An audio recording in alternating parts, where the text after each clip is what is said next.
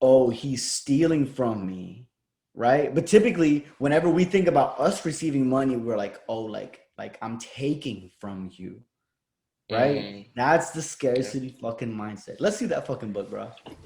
Yeah, bro, look at this shit. Welcome to the Better Man Podcast with Ivan and Suman. This podcast is all about how to be an optimal, conscious male in today's society. Are you ready to be a better man? Welcome back to the Better Man Podcast. When I'm so mad.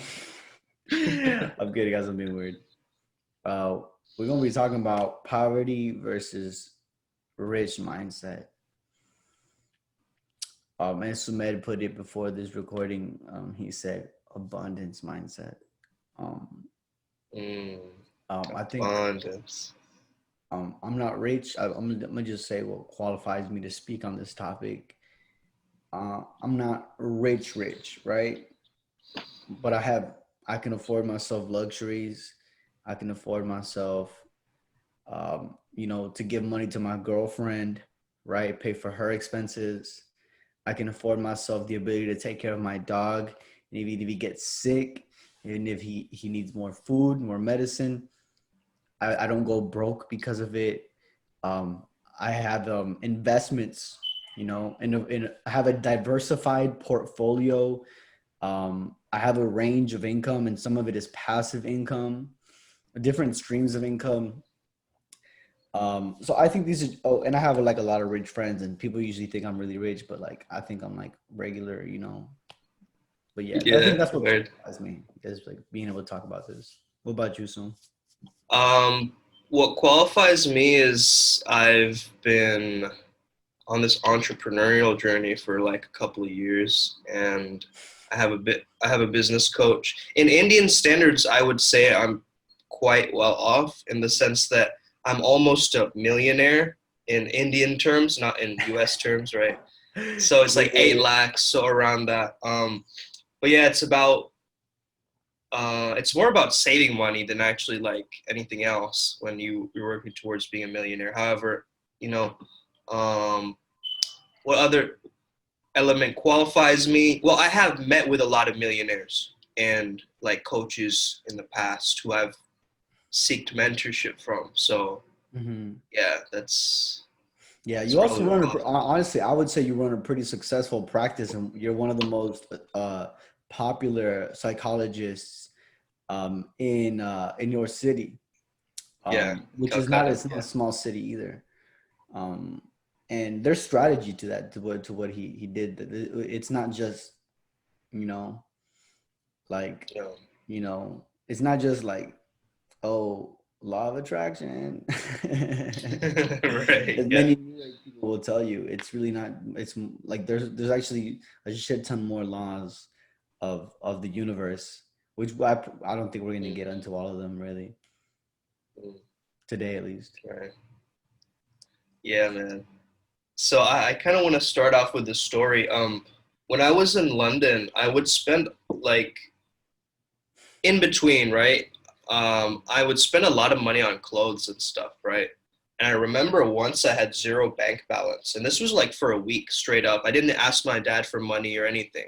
So I was like legit like college broke, in that moment where I was like, man, I have to store like food in my fridge and like, I have to I was in survival mindset. And so I was like, man, I have to just get along with whatever I have. I used resourcefulness at that time. And one of the lessons during that time was like, I've got to fall in love with being broke in order for myself to start making money. Because I resisted being broke, it was also preventing me from making money. Like I felt like it was a bad thing, like the broke college student. So I was constantly like pushing it away, you know what I mean? Mm-hmm. And I wasn't accepting it. I was denying what was real to me. And Mm-hmm. at that moment, what happened was I got to this level of acceptance, and I actually paid for like the little money that I had around my apartment and stuff. Like I like try to look for scraps, little coins and stuff, the little money that was on my card. And I actually paid for my friends even more, like little meals and stuff. I remember, like I would pay for their meals and during that week, and I was like, man, even if I'm broke, I'm still gonna try and be in abundance and giving mode. And that next week, obviously, like I started to get some money around, and I asked my dad, and everything was fine after a while. But that whole week taught me a very, very valuable lesson about money, which was, you have to first of all humble yourself to this point of broke if you want to make more money, because it's like once you're broke, you don't fear being broke anymore. It's like you have that reference, and so then you let go of the fear in a sense, and then it allows you Mhm. to receive more. So yeah, what do you think Mhm. about that, bro? Yo, I think there's an inherent paradox into what you're I saying, right? think so too. Because something this is I made a video on this. I didn't even publish it. Sometimes I just make videos for myself, like because I just want to Yeah, I want to feel heard. So I just put the camera and like record myself. straight up, yeah. Um, and I talk about how like you go to like poor countries. Let's just call them third world countries, and you you you meet these people who have much less than you, right? But you go to their houses, right? And man, they'll feed you. They make sure you have everything that you need, man. They you thirsty? Here's a fucking 5 gallons of water just for you. Yeah, yeah. That's a bit of an exaggeration, but like they're like they really are there, and they give you like Mm, their things.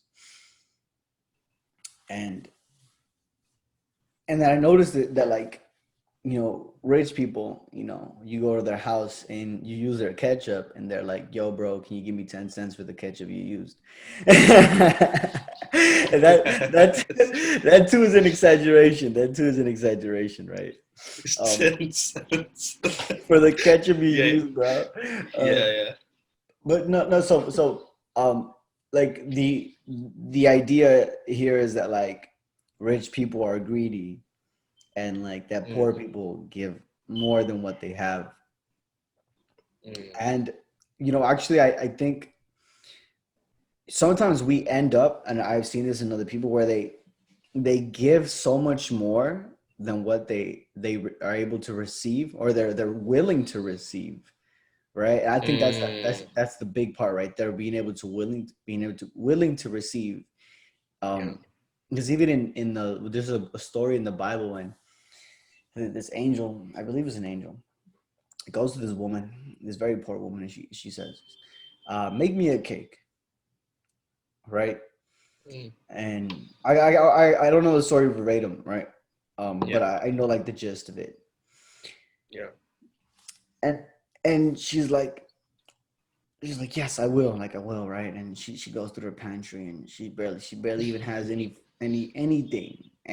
Yeah. And she manages to make a cake out of like the small ingredients that she has.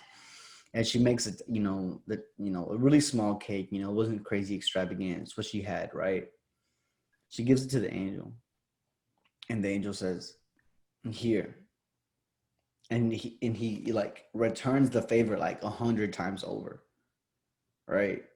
Which is like, What do you mean, like 100 cakes?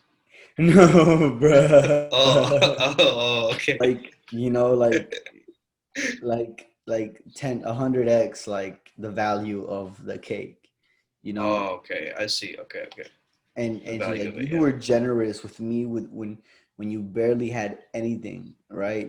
You gave me your all, and in Mm, return, because you are willing to receive, remember that part, willing to receive, I'll give you a lot in return." mm, yeah. And also, I feel like, a lot of people don't ask for help when they're in need. It's like an ego thing. You know what I Mhm. mean? It's like if you need money, like ask people for money, but don't do it like a beggar. Do it like a genuine, person asking for money. So I feel like a lot of people, when they get into that scarcity mind, or scarcity mindset, it's like I'm losing something. It's like I'm losing something and I'm not going to gain anything from it, from this interaction or this job prospect or this whatever, right? So it's from a space of lack. Mm-hmm. And when you have gratitude, right, you're like, I'm grateful for even the cardboard box that I'm sleeping in. You know, it's like when you have that gratitude, that can actually emanate into more, right? It has an expansive energy, gratitude. So when you're like, I appreciate my bike, that's more likely to get you a car. But if you're complaining about your bike and you're like taking it for granted or whatever, You're more likely to lose it. Lose it, right? Yeah, the universe will take it away from you. Yeah. Mm-hmm. So I think gratitude is also an element of that, you know, willing to receive. Mm-hmm. Yeah, this is like some of the mindset stuff, and I want to get into like a specific technique that I use Sure. to actually like have money in the bank, right? Yeah. And I want to go back to that story that you mentioned, where you said that you would spend a lot of your money on clothes, right? And takeout, right? You would get a lot of like takeout food for sure. You'd go out and eat. Yeah. Yeah, probably. I remember. Yeah, I remember you would always like order food like at night and stuff. Yeah. That is those habits are the ones that led some to the path of not having money, right? Where buying things that are not necessities, right? And buying food that you can make at home for a third of the price, most of the time even less, right? These are some of the things that if you're young, like people say shit like, "Oh, we're young. It's okay to go out and have fun and get drunk." Yeah, bitch. And when you're 30, you're gonna be trying to play catch up. You know what I mean? Like, so this is the technique that I use is as soon as I get paid, I pay myself first, right? So what does that mean? What does that look like for me, right? I have a variety of investment accounts, right? This recent paycheck, I got $1,000. I took 300 out. I specifically put it into my investment account with bonds and stocks, right? That's a third. That's a third of my pay, and I'm gonna separate that, and I'm gonna put it over here, and I'm not gonna touch that, right, until it reaches $100,000, and I'm gonna go buy a house with that shit, right? So sometimes in times where I wasn't making $1,000 a week, it's like, well, what do you do in those situations? If you would like to connect to your higher self, contact Ivan at odd.resilience. That's ODD.resilience. You have your account. I use Betterment. They basically choose the stocks and the bonds for you, right? And I'll put $25 in there a week, right? Don't tell me you don't have $25 a week, right? You know what? If you don't have $25 a week, can you do $5 a week? Right? Can you once a week put $5 away into an investment account and not touch it? Right? Can you do that? Right? So that's the important part here is saving. But just so you know, you're not going to get rich by saving, right? Because money loses value like between 2% a year in devaluation, right? That is why I put circulate in a way. Yeah. It needs to circulate. That's why I put it in an investment account, which grows at 6% per year, right?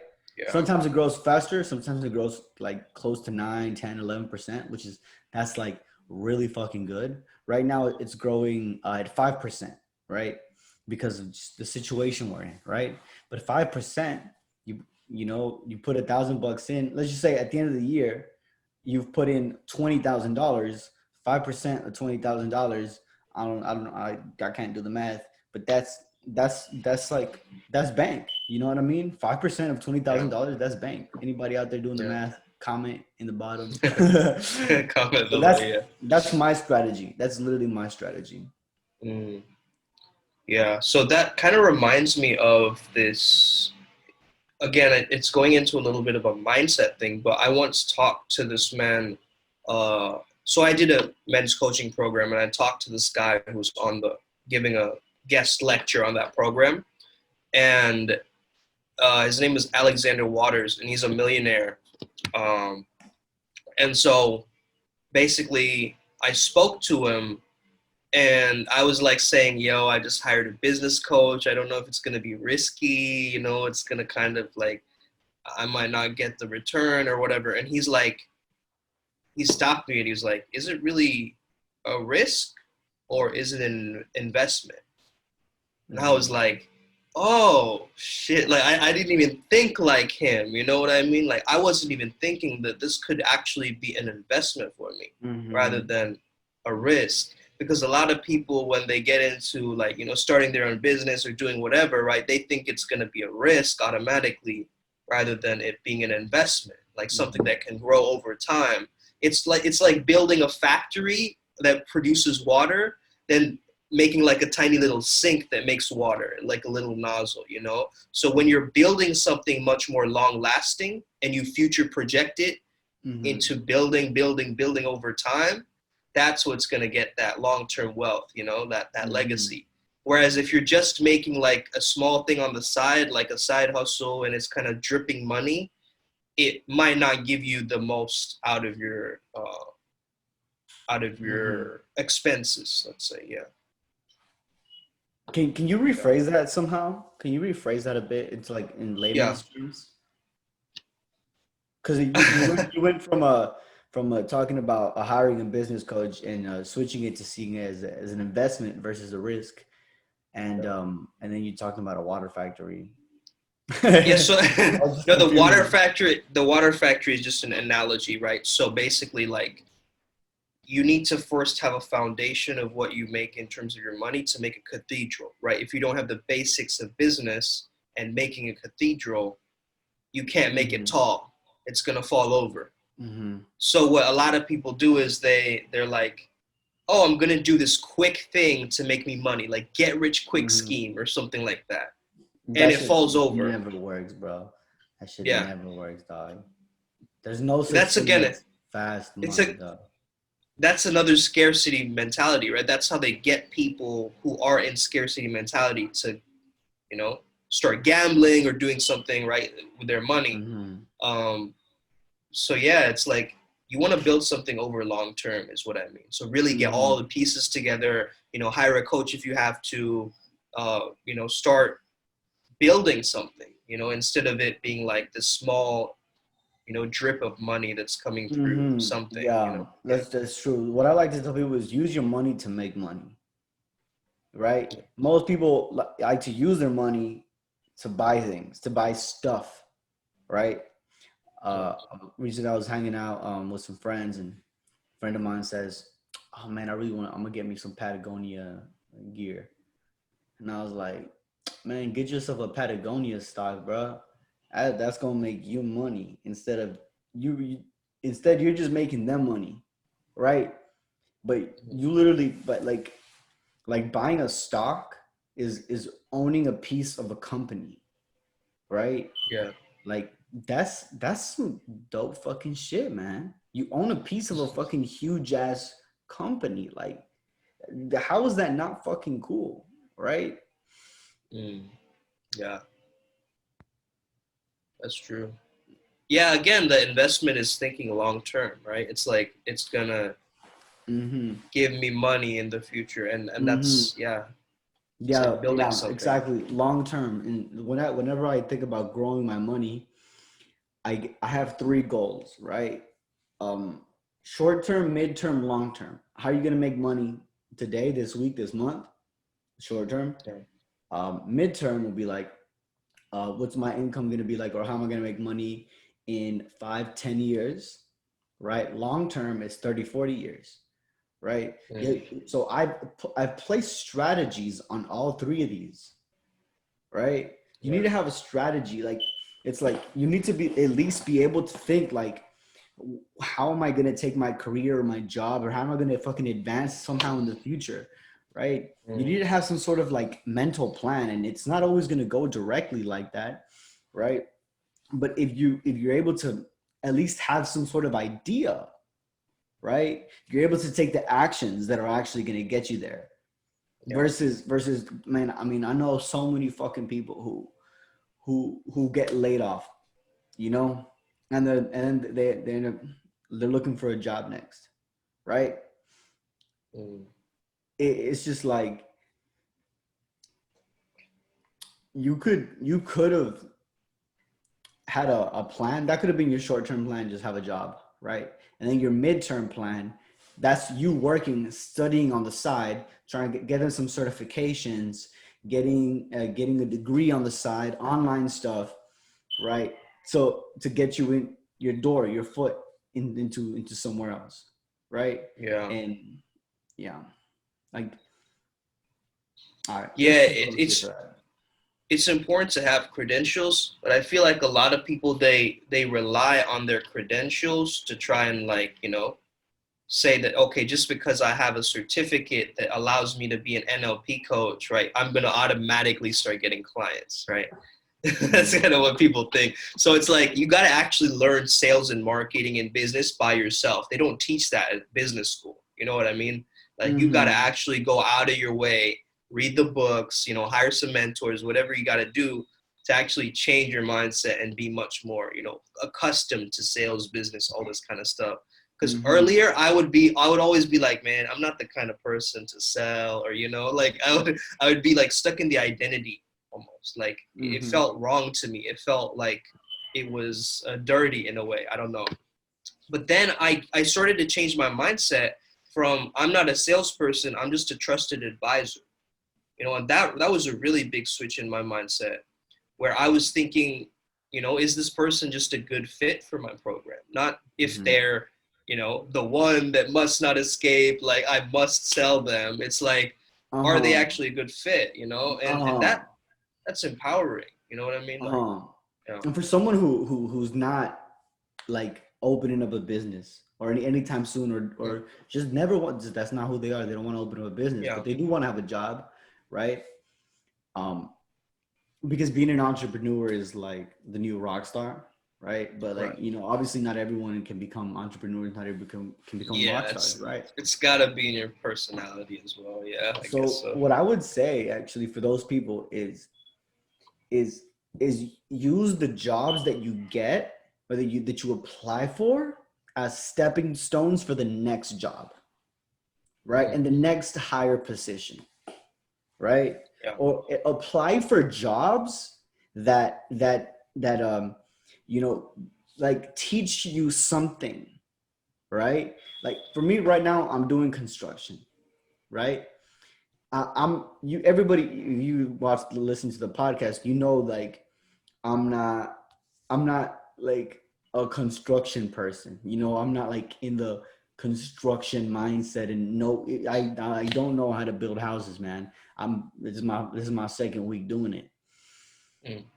But I knew it was going to be a challenge for me, and I knew it was going to be hard work, you know, quite, you know, physically, you know, it's a physically demanding job, right? I knew that. So that's why I stepped into it, because I was like, I need something that's gonna keep me moving. And like I'm a fucking strong fucking man. I have a shit ton of fucking testosterone. If I hop into fucking Starbucks, I'm gonna fucking die in there.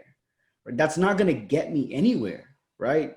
So you need to start thinking like, what jobs can I apply for? Like, what lessons am I trying to learn? Like, if you want to get really good at talking to people, get a job in retail. Go sell clothes. You know, sell at Macy's or whatever, right? Yeah. Like, you know, if you want to become a model, like go look at telecommunications. Yeah, go to Hooters. Yeah. Yeah, and they say, you know, to be able to really take your job and make it, I love that idea of making it your stepping stone. And the thing is, I feel that a lot of people, they don't dream big, you know? So they'll be at their job and they'll be like, I'll be employee of the month, you know? Why not employee of the year? You know, why not employee of your country? You know, why not push the boundaries so that you get this momentum moving in your direction? The more wind in your sail, you know what I mean? So I feel that a lot of people, they've got to start to dream bigger to really get them to push out of the bubble that they've created for themselves, to really start to, you know, impact the world at large. And maybe that's not your intention. Maybe you just want to, you know, get by. But I find that, you know, having a very big mindset, you can start to really, you know, gain that momentum in your workplace and not feel like it's a drag or whatever, you know? If you would like to contact Sumed for peak performance coaching, go to @FlowZone Academy on Instagram. That's FLOZONE Academy. Yeah. And also one more thing, like I just got reminded of this. It doesn't take money to make money all the time, right? So a lot of people have this misconception. You just need customers. You just need customers to make money. So if you can like find your ideal client, or like if you can find a person who's willing to pay for your product, or you're solving somebody's problem, if you're a problem solver, you're gonna be a money maker.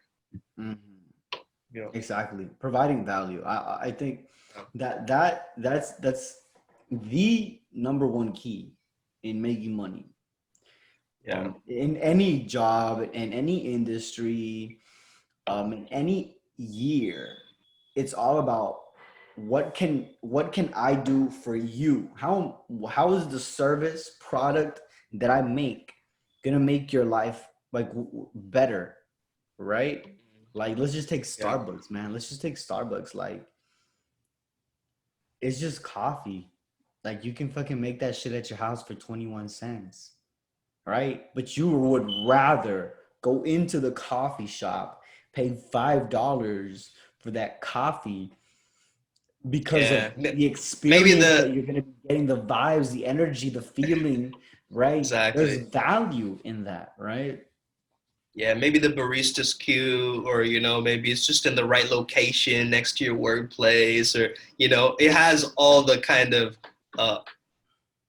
what do you call them? Like appliances or like accessories, you know what I mean? It's accessorizing the place. So it gives you more of this like brand loyalty in a sense. Because like I know that Charlie Rocket, like he's trying to manifest a deal with Starbucks. You saw that? I saw that, dude. It's lit. I was like, it's so awesome. Like, and he did though. He got a fucking text by these kids. Yeah. You saw that shit, dude. Yeah, I saw that. Yeah. I was like, damn. Yeah. Yeah. And speaking of that, you know, it's so important to be able to like really be able to believe that it's on its way, that it's happened already, right? Like whatever you're dreaming of, it's like time hasn't caught up with it yet. And that's like kind of Charlie Rocket's way. Oh, by the way, bro, I got the book. You won't believe this. It's fucking huge. I haven't even taken it out of the packaging yet. The Charlie Rocket book? The quantum book that I'm gonna write in. It's huge.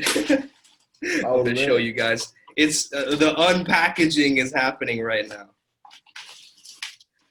Yeah. Holy shit, bro. So while you're doing that, I'm gonna just mention this idea of like looking for opportunities, right? There are certain things that it's a seasonal opportunity, right?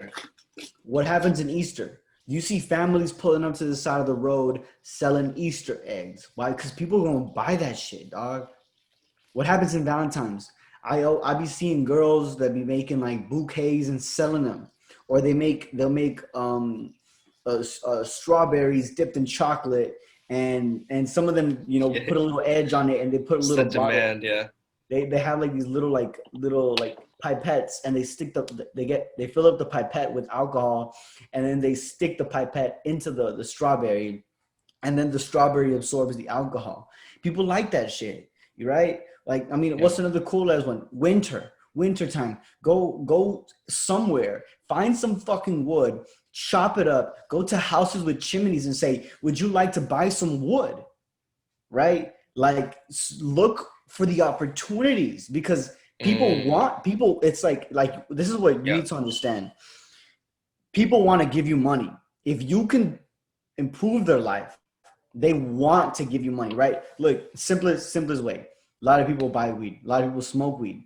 You have no hesitation giving the dealer $20, $40, $100, right? You want that value. You're not thinking like, oh, he's stealing from me, right? But typically, whenever we think about us receiving money, we're like, oh, like I'm taking from you, right? That's the scarcity fucking mindset. Let's see that fucking book, bro. Yeah, bro. Look at this shit.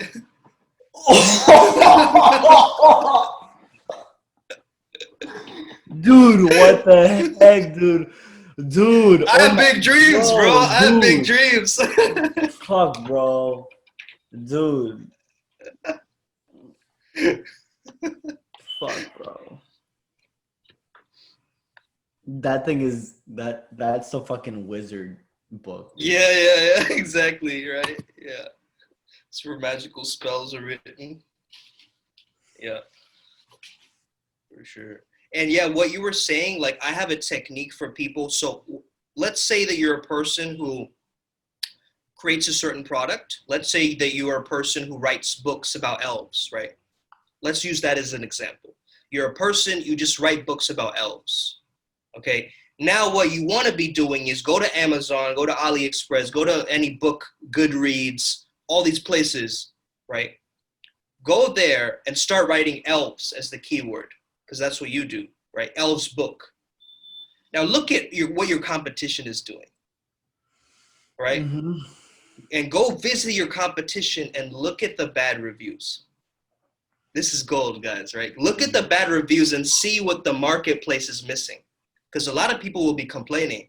This book didn't have enough elves about fairies. Like, I wanted to know more about fairies or something. Now you come in with a book and you specifically take that element and you add a little fairy chapter. Now that person is becoming your customer in a way. So you're taking what the market is giving you, the value that the market is giving you, and you're creating the perfect product for the customer. Yeah, that's genius. That's genius. I got this from my business coach, but yeah, it's really good. I do remember you really telling me that. I do remember you mentioning that. Yeah. A couple of times.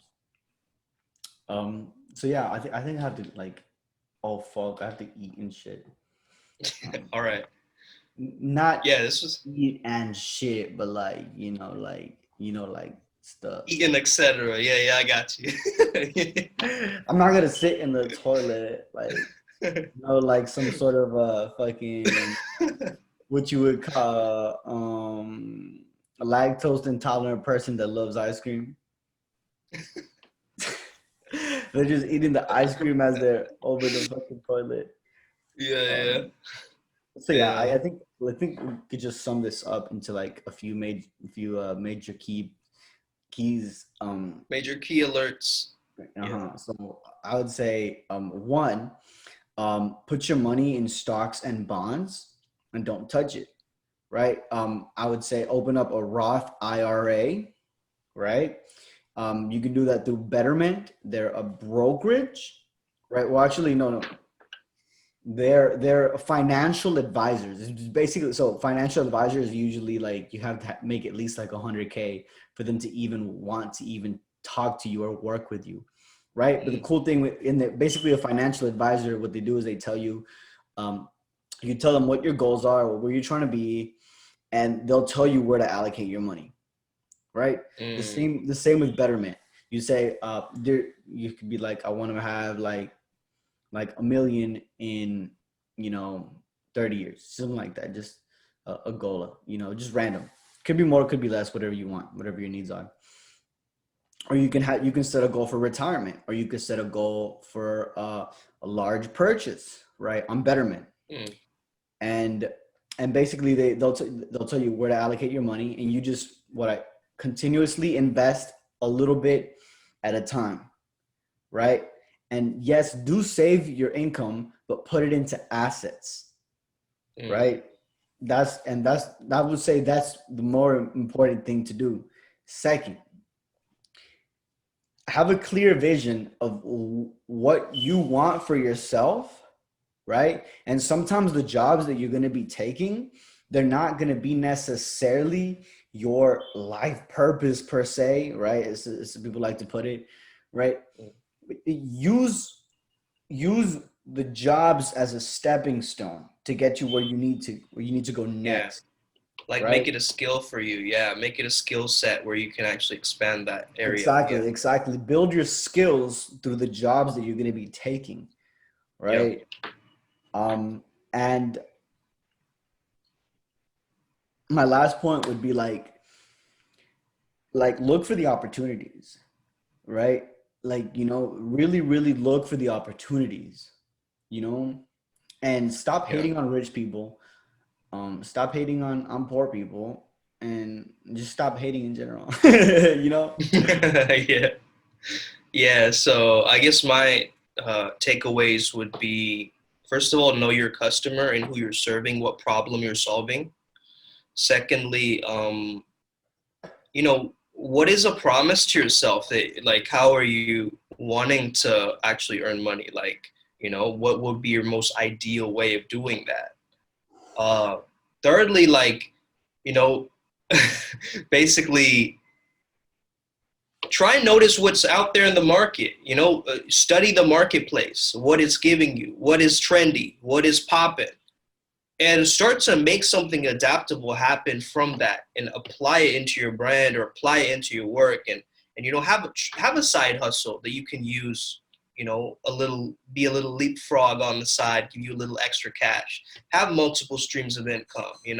This is like, again, I mentioned it's a water factory. It's not one hose. So yeah, look at it long term.